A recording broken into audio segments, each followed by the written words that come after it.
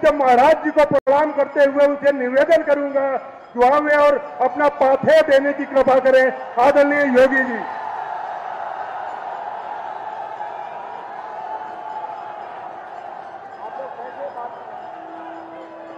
भारत माता की, भारत माता की, भारत माता की। वंदे वंदे वंदे। मंच पर उपस्थित उत्तर प्रदेश विधानसभा के माननीय अध्यक्ष श्री सतीश महाना जी, भारतीय जनता पार्टी के क्षेत्रीय अध्यक्ष श्री प्रकाश पाल जी, महापौर श्रीमती प्रमिला पांडे जी, लोकप्रिय सांसद श्री सत्यदेव पचौड़ी जी,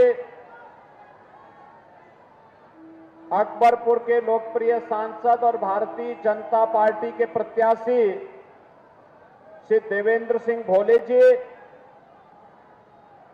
कानपुर से भारतीय जनता पार्टी के लोकप्रिय प्रत्याशी श्री रमेश अवस्थी जी, माननीय विधायकगण श्री महेश त्रिवेदी जी, सुरेंद्र मैथानी जी, सलील बिश्नोई जी, अविनाश सिंह जी, भारतीय जनता पार्टी के सभी सम्मानित पदाधिकारीगण, जनप्रतिनिधिगण और भारी संख्या में उपस्थित कानपुर नगर और अकबरपुर से जुड़े हुए मेरे सभी उपस्थित बहनों और भाइयों, मैं इस पावन धरा को, जिसे मां गंगा का आशीर्वाद प्राप्त हो, जहां पर मां गंगा के आशीर्वाद से उर्वरता भी है और उद्यमिता भी है, क्रांति की धरा भी है और देश की विकास की ऊर्जा को भी आगे बढ़ाने वाली धरा है। ऐसी पावन धरा को कोटि कोटि नमन करते हुए आप सभी बहनों और भाइयों का मैं हृदय से अभिनंदन करता हूं, स्वागत करता हूं। बहनों और भाइयों, लोकसभा चुनाव का चतुर्थ चरण का प्रचार आज सायंकाल बंद हो जाएगा। 3 चरणों के चुनाव हो गए हैं। 285 लोकसभा सीटों पर चुनाव संपन्न हो चुके हैं और चतुर्थ चरण में कानपुर और कानपुर देहात की जनता को भी निर्णय लेना है। बहनों और भाइयों, पूरे देश के अंदर वर्तमान में एक ही स्वर गूंज रहा है और वह है कि फिर एक बार, फिर एक बार, फिर एक बार और अब की बार, जब फिर एक बार मोदी सरकार की बात जनता की ओर से आ रहा है तो साथ साथ यह भी संकल्प है कि अब की बार 400, तो 400 पार में ये दोनों लोकसभा सीट भी होंगी। 400 पार में कानपुर भी और अकबरपुर की सीट भी होगी। आप सहमत हैं ना? सभी लोग सहमत हैं? बहनों और भाइयों, ये अचानक देश के अंदर ये उत्साह अचानक नहीं दिख रहा है।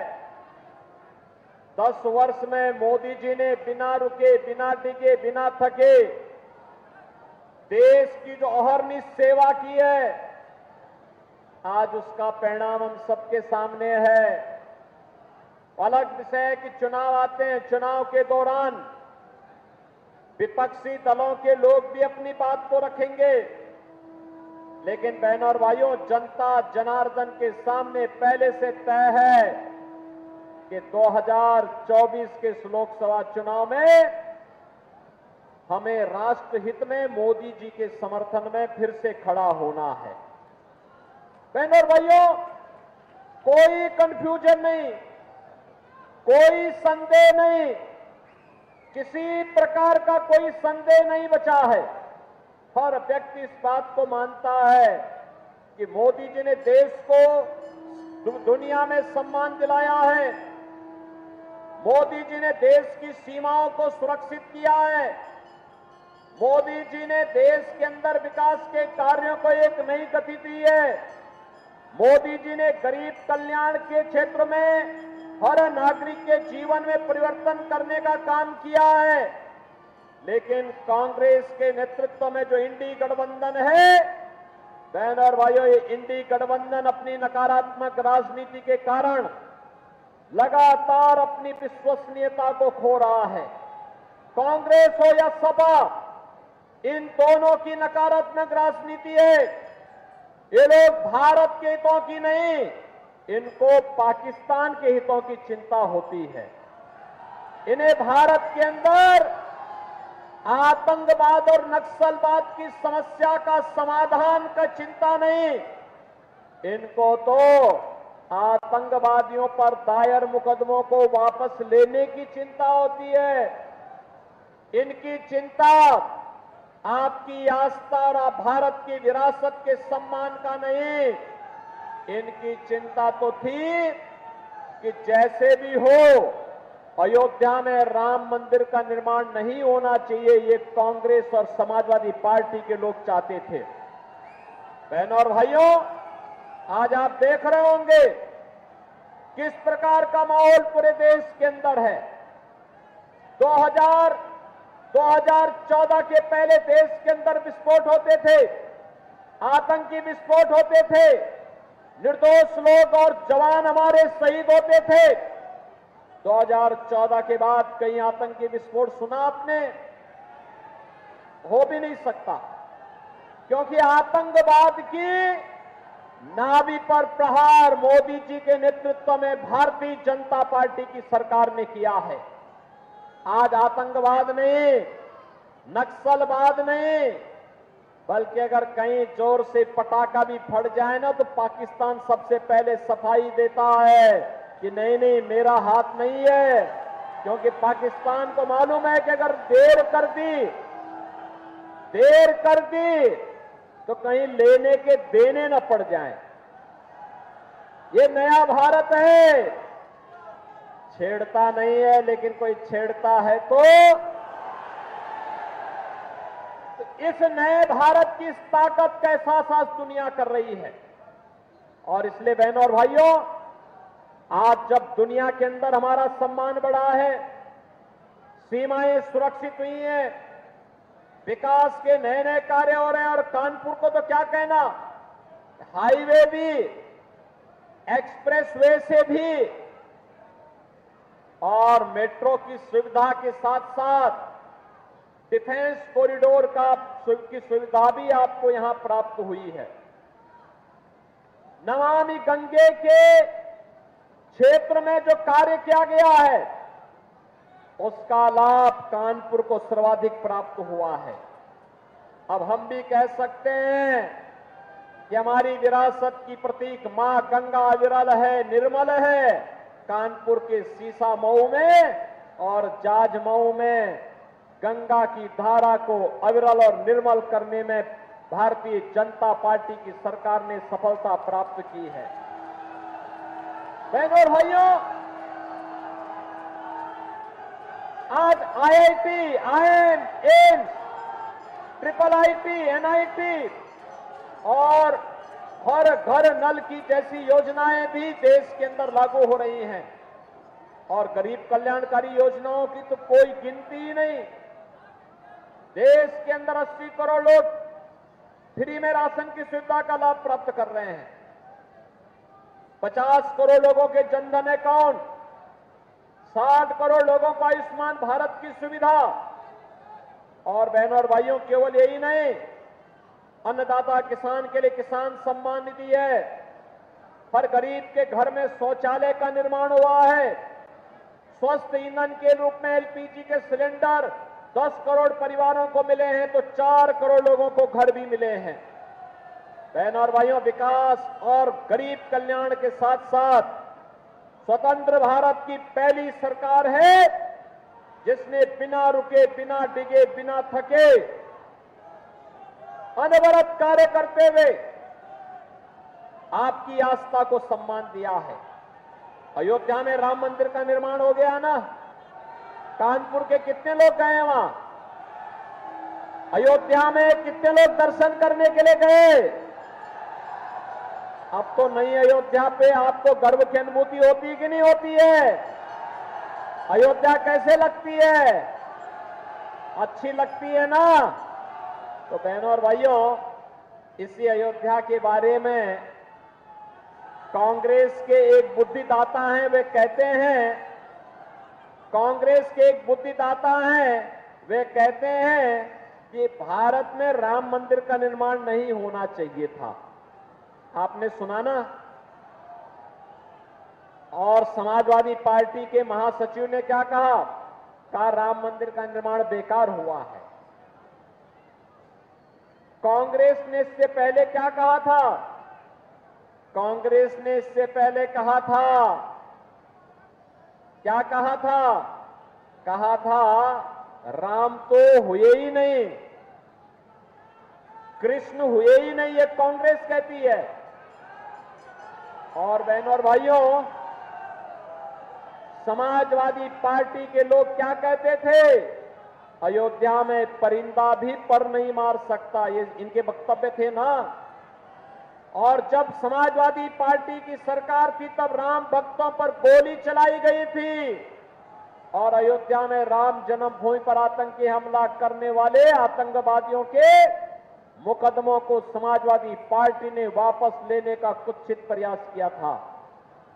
आप मुझे बताइए, जो लोग राम मंदिर का विरोध कर रहे हैं, आतंकवादियों का समर्थन कर रहे हैं, भारत की सुरक्षा में सेंध लगाने वालों का समर्थन कर रहे हैं, क्या इनको सत्ता में आने का अधिकार होना चाहिए? क्या ये लोग सत्ता में आएंगे?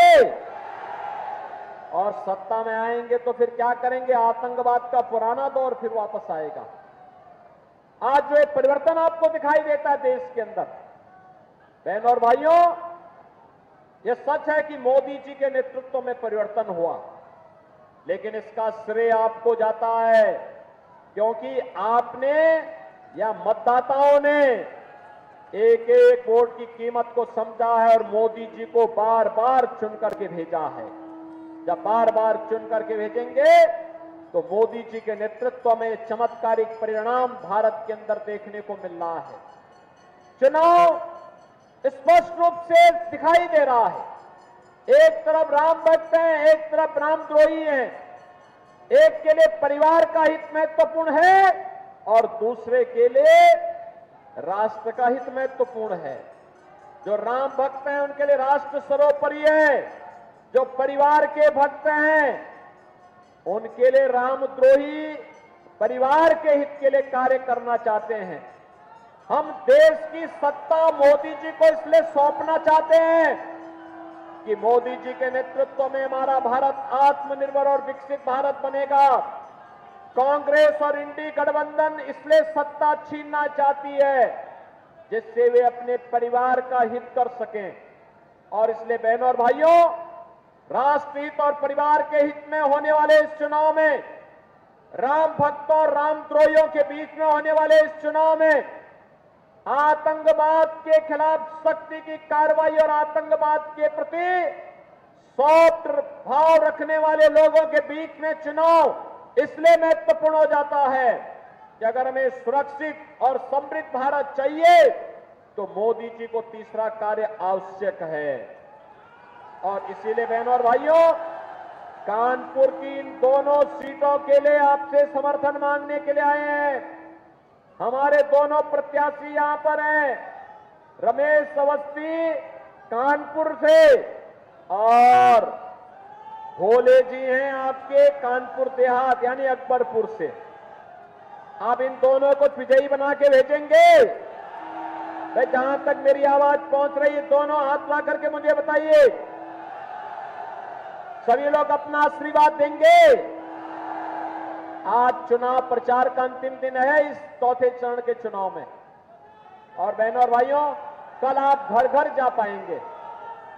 मेरी अपील होगी कानपुर और कानपुर देहात के मतदाताओं से, घर घर जाइए, मोदी जी का प्रतिनिधि बनिए।